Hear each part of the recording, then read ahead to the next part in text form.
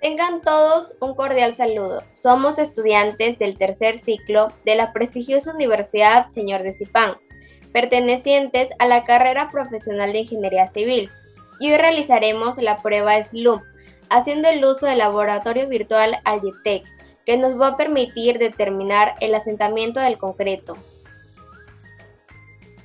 Los objetivos del siguiente trabajo es conocer el ensayo para determinar la consistencia del hormigón por el asentamiento del tronco de cono, utilizar los diferentes accesorios y dispositivos necesarios para la prueba, incluido el cono de Abrams, efectuar el ensayo para determinar la consistencia del hormigón por el asentamiento del tronco de cono, siguiendo las recomendaciones de la norma NBR 6798.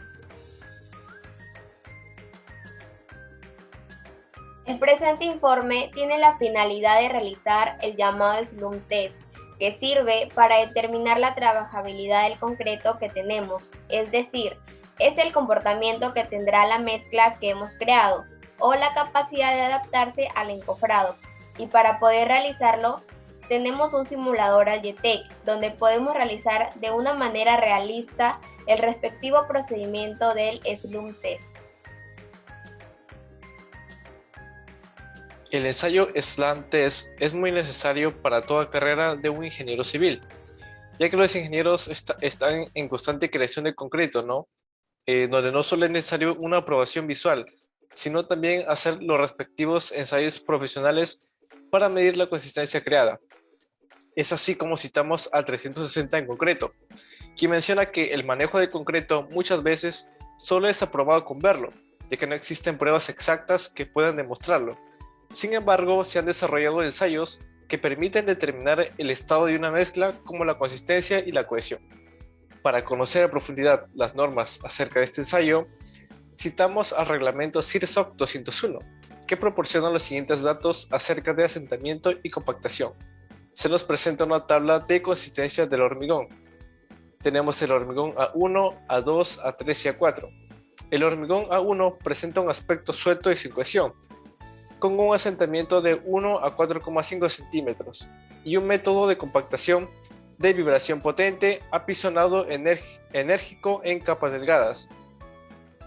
El hormigón A2 presenta un aspecto levemente cohesivo, con un asentamiento de 5 o 9,5 centímetros y con una vibración normal, un varillado y apisonado. El hormigón A3 presenta un aspecto levemente fluido, con un asentamiento de 10 a 15 centímetros y con una vibración leve y varillado. El hormigón A4, en este caso, presenta un aspecto fluido, ¿no? Con un asentamiento de 15,5 a 22 centímetros, cuyo método de compactación es muy leve y cuidadosa vibración, y también un varillado. Ahora pasamos a nombrar los 8 elementos que vamos a necesitar en este experimento, empezando por la piseta que vamos a encontrar almacenada en el agua para poder remojar el molde de ensayo y la base. También encontramos el tronco cónico, el cual va a servir como embudo para poder colocar el concreto. Por otro lado tenemos la regla metálica que le va a dar medida al concreto hasta la varilla de compactación, que justamente la tenemos acá, y que sus dimensiones son de 16 milímetros de diámetro contra 600 milímetros de longitud. También tenemos la espátula que va a servir para emparejar el concreto residual y el recipiente con concreto que va a estar con el concreto previamente fabricado. Y por último tenemos el cucharón que va a servir para trasladar el concreto hacia el embudo. Continuando con la presentación, se procederá a la toma de datos. Para ello tenemos que el cono de Abrams es un cono truncado, o un cono que no logró llegar a su forma final. Para ello presenta las siguientes características.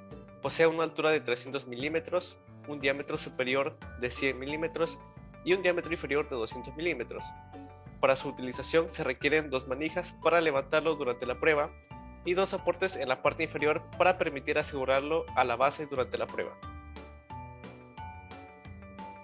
A continuación realizaremos el ensayo respectivo sobre el asentamiento del concreto, y para ello debemos tener 3 puntos importantes, y son el tiempo, que el ensayo no debe tomar más de 5 minutos desde la muestra hasta que termina el ensayo, y el tiempo máximo de duración del ensayo en sí debe ser de máximo de 2 minutos y medio.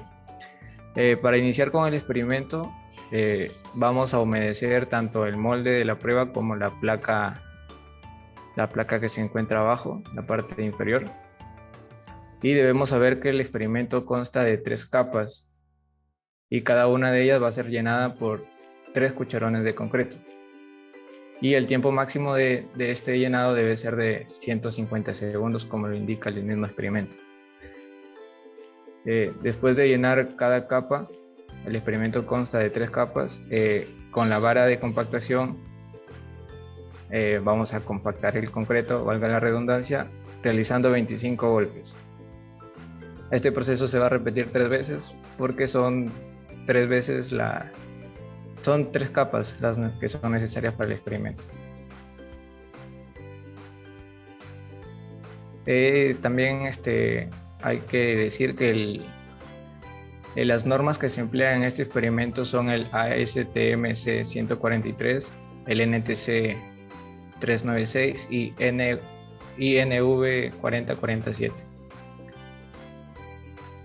Como podemos ver, el experimento nos pide realizar esta compactación con 25 golpes cada vez que terminamos de llenar una capa.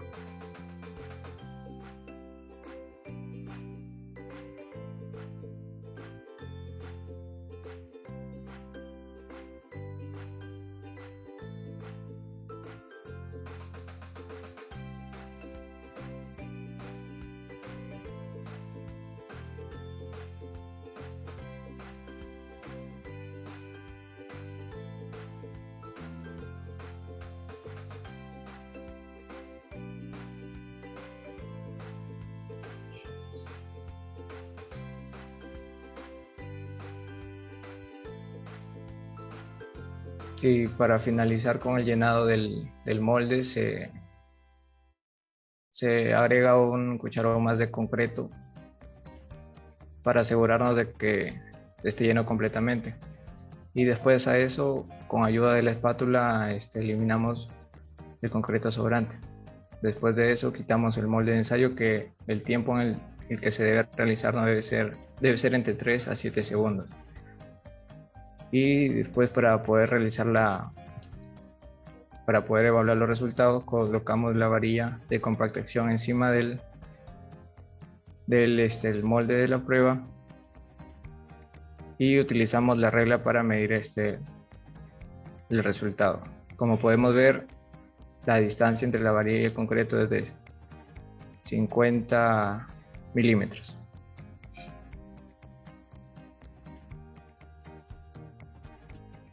Ahora procederemos con los resultados. Al terminar el ensayo, notamos que nos quedó una medida con la regla hasta la varilla de compactación de 5 centímetros, lo que al convertirlo a milímetros nos da 50 milímetros. Y para determinar la trabajabilidad, acudiremos al cuadro que se presenta al lado. Como podemos observar, con el resultado obtenido, que fue de 50 milímetros, como mínimo se puede utilizar el concreto en todos los aspectos de construcción, ¿no? En este caso tenemos las zapatas y muros de cimentación reforzado, zapatas, cajones y muros de subestructuras sin refuerzo, vigas y muros reforzados, columnas de edificios, pavimentos y losas y concreto masivo. Y bueno, a nosotros nos salió una medida de 50 milímetros, ¿no? Lo que significa, como ya le mencioné, que el concreto puede ser utilizado como mínimo en todos los aspectos mencionados anteriormente. Con nuestro resultado de 50 milímetros nos ubicamos en nuestra tabla 1, que se denomina asentamientos recomendados para diversos tipos de construcción, sistemas de colocación y compactación. Entonces nos ubicamos en un asentamiento de 50 milímetros, que nos da una consistencia media plástica, con un tipo de construcción que el concreto pudo ser utilizado en pavimentos compactados a mano, losas, muros y vigas, con un sistema de colocación manual y también con secciones simplemente reforzadas con vibración. Ahora llegamos al apartado de las conclusiones, donde hemos determinado la trabajabilidad que adquiere la mezcla de concreto que se creó en el simulador Algete y se hizo mediante un proceso cuidadoso con las medidas necesarias para poder realizar el ensayo Sloan Test de manera eficiente. Y con la medida de 100 milímetros que nos brindó el ensayo de Sloan Test, podemos concluir que nuestra mezcla sería de utilidad en vigas y muros reforzados o incluso también en columnas de algunos edificios.